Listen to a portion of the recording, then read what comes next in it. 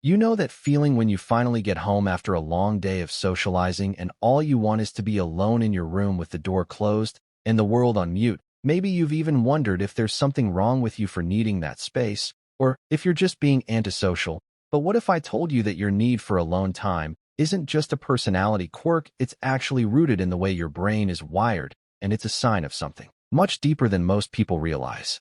Psychology says that the urge to retreat after social events isn't a flaw or a weakness, it's a biological response that helps your mind reset and recharge. Research shows that for many people, especially introverts, the brain processes social interaction as a form of stimulation, and just like your phone battery drains faster when you're using multiple apps, your mental energy gets depleted the more you interact with others. Needing alone time is your brain's way of plugging itself back in.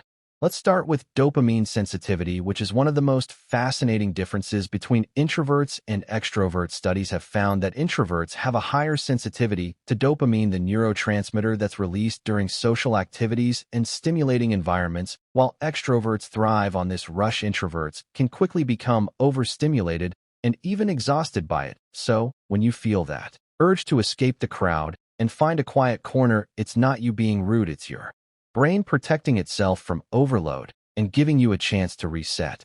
Another key factor is the concept of social fatigue, which is a real and measurable phenomenon. Psychologists call it social hangover, and it happens when your brain's social circuits have been running for too long. Just like muscles get tired after a workout, your mind gets tired after processing conversations, body language, and emotional cues for hours on end. This is especially true for deep thinkers and highly sensitive people who tend to pick up on every little detail in a room. So if you find yourself feeling mentally foggy or emotionally drained after socializing, it's not in your head, it's your brain's way of telling you it needs a break.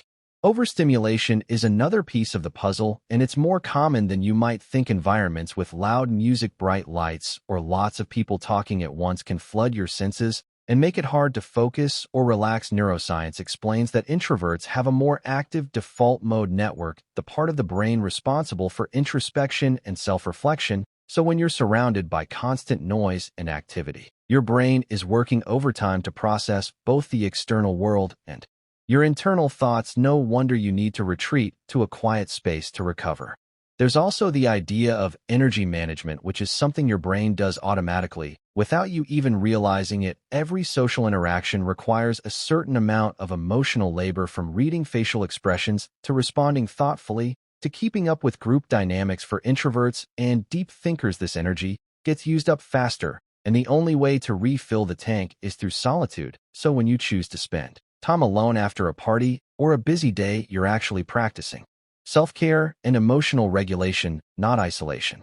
Finally, let's talk about the power of solitude itself. Research shows that spending time alone isn't just about recovery, it's also when your brain does its best work in terms of creativity, problem-solving, and self-awareness. When you're alone, your mind can wander freely, make new connections, and process everything you've experienced during the day. So that urge to be by yourself isn't just about escaping others, it's about giving your brain the space it needs to grow and thrive. So the next time you feel drained after socializing and crave some alone time, remember that it's not a weakness or a flaw, it's a sign that your brain is working exactly as it should. You're not antisocial, you're self-aware, and you're honoring your own needs by listening to what your mind and body are telling you. If this video made you feel seen or helped you understand yourself better, share it with someone who needs to hear this. And let us know in the comments how you recharge after social events. Your brain will thank you for it.